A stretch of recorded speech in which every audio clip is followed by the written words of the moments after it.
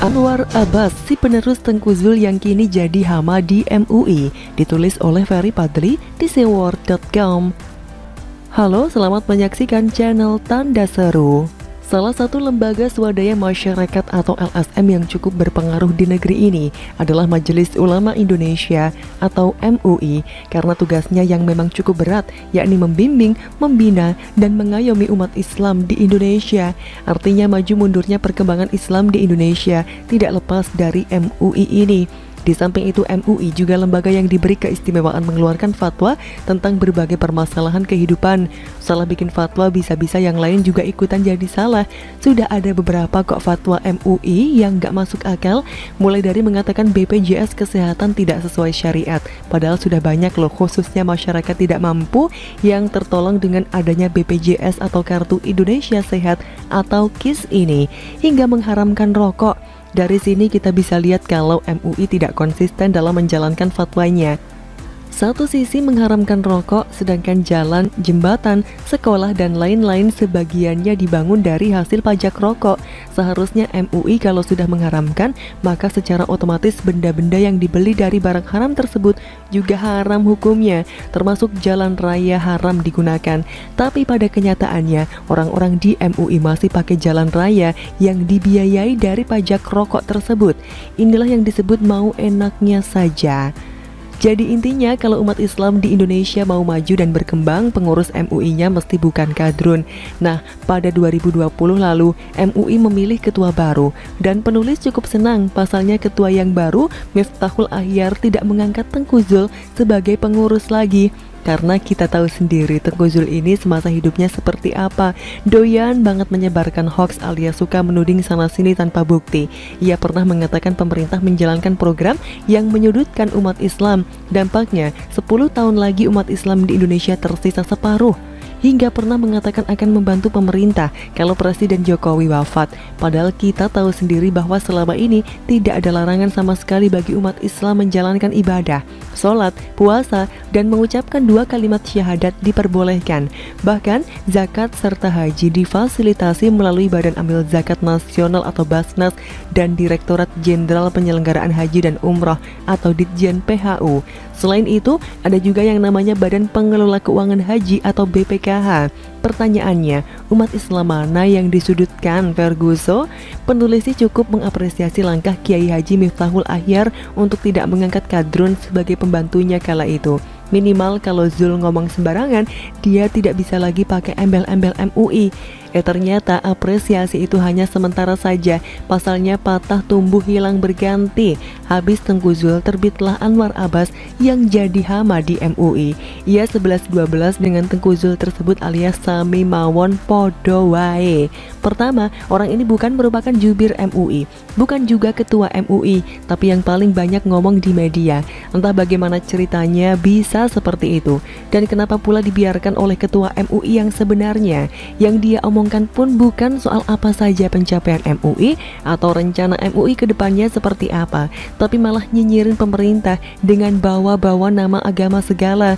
Hal ini juga yang semakin menguatkan kalau MUI itu memang tidak ada bedanya dengan LSM pada umumnya. Karena yang dilakukan oleh pengurusnya justru lebih banyak mengkritik pemerintah daripada membimbing serta membina umat menuju jalan kebenaran. Bahkan si Anwar Abbas ini tidak segan-segan tampil seolah mewakili Tuhan dalam pernyataannya, persis kayak SBY dulu yang tampil bak jubir Tuhan dengan mengatakan Tuhan tidak suka kalau karena vaksin semua akan pulih.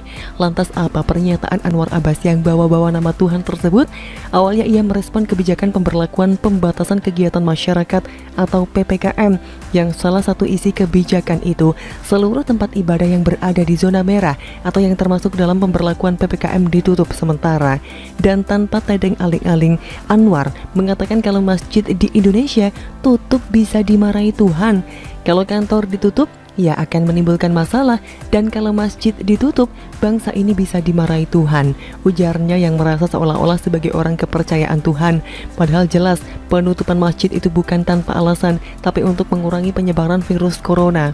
MUI juga sudah mengeluarkan fatwa kok, bahwa warga yang berada di zona merah boleh sholat Jumatnya bisa diganti sholat zuhur. Itu artinya apa? Sholat di rumah Nggak tahulah kenapa Anwar Abbas masih bilang begitu. Apakah kurang koordinasi dengan ketua MUI? Dan tidak hanya di Indonesia saja loh masjid yang ditutup. Arab Saudi yang notabene tempat Islam berasal juga pernah melakukan hal yang sama. Bahkan sampai 782 masjid yang ditutup di sana. Pertanyaannya, apakah orang Arab juga dimarahi Tuhan? Dan kalau Anwar Abbas berani kritik juga dong Raja Salman, masa cuma jadi kritikus level lokal doang? Tapi ya kura-kura begitulah kelakuan si Kadrul kalau diberi jabatan. Mudah-mudahan kedepannya tidak banyak hama semacam ini di negeri ini yang menghambat kemajuan bangsa negara. Pak, kalau surat donasi ke dubes asing nggak ditarik, memang yakin akan dikasih? Ditulis oleh Widodo SP di seword.com. Halo, selamat menyaksikan informasi dari channel Tanda Seru. Beredar luas surat permohonan donasi alias minta sumbangan yang kabarnya diduga kuat, diyakini tak bisa dielakkan lagi dilakukan oleh Pemprov DKI Jakarta yang dipimpin oleh Anies Baswedan dan Ahmad Riza Patria. Penerimanya para dubes negara-negara sahabat yang ada di Jakarta guna memenuhi kebutuhan atau rencana kamar-kamar isolasi di Rusunagrak, Cilincing, Jakarta. Sebelumnya kita tahu bahwa pelaku yang sama, anak buah Anies dan Riza, juga melayangkan permintaan donasi dengan bahasa kolaborasi untuk memenuhi banyak sekali items kebutuhan dari Rusunagrak juga. Ada sangat banyak items mulai dari perabotan, peralatan mandi dan ngepel lantai, hingga perangkat elektronik jika kita membaca surat yang beredar luas dengan kop resmi berlogo Pemprov DKI Jakarta. Kalau memang surat itu sudah dicek dan ternyata tidak asli, berarti nama yang tertera di sana atau pelakunya harus diseret ke pengadilan supaya mempertanggungjawabkan perbuatannya. Masa berani memfitnah pemerintahan daerah yang dipimpin oleh gubernur yang paling baik sedunia dan akhirat di mata para dubes asing, bisa diseret ke pengadilan akhirat sekalian kalau memang diperlukan.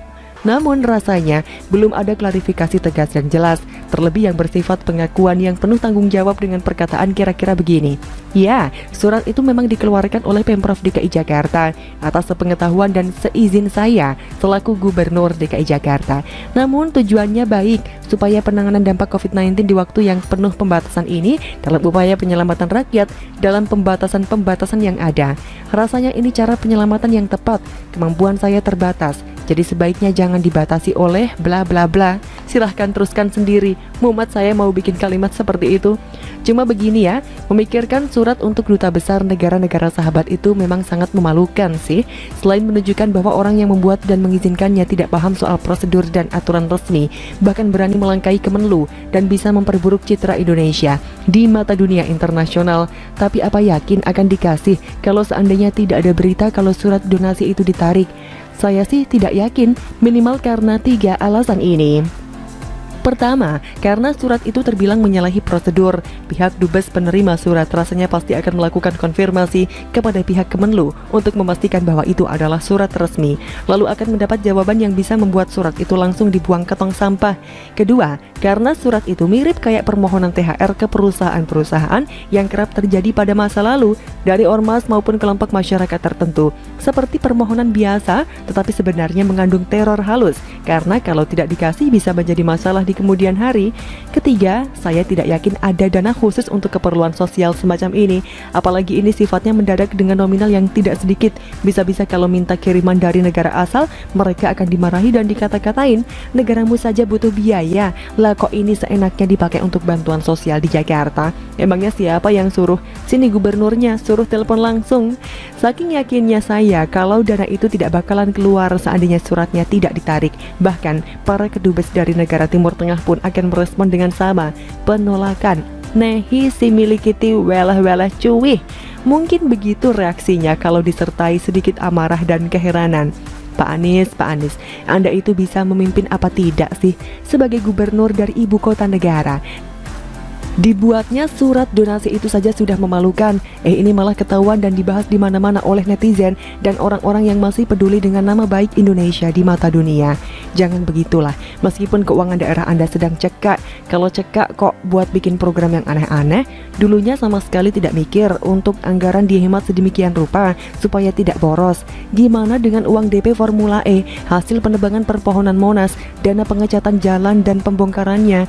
Monumen-monumen yang unfaedah itu juga juga jangan sampai lupa, kalau buat itu semua terkesan ada penghamburan dana, belum lagi dengan gaji TGUPP yang hasil kerjanya nol besar itu. Mana bisa rakyatmu percaya kalau keuangan daerah sedang cekak, lalu kini malah diminta-mintain buat nyumbang. Terus tahu kalian diduga kuat ngemis di negara-negara sahabat melalui kantor kedutaan yang ada di Jakarta. Seharusnya Anizwan Sumbangan Baswedan ini minta bantuan Abdul Somad atau siapa kemarin itu yang sempat berseteru karena merasa dituduh Eko Kuntadi soal penggalangan dana Palestina. Cukup 2 orang itu saja, kebutuhan yang terpenuhi mungkin bisa mencakup 10 rusun, tak hanya 1 rusun.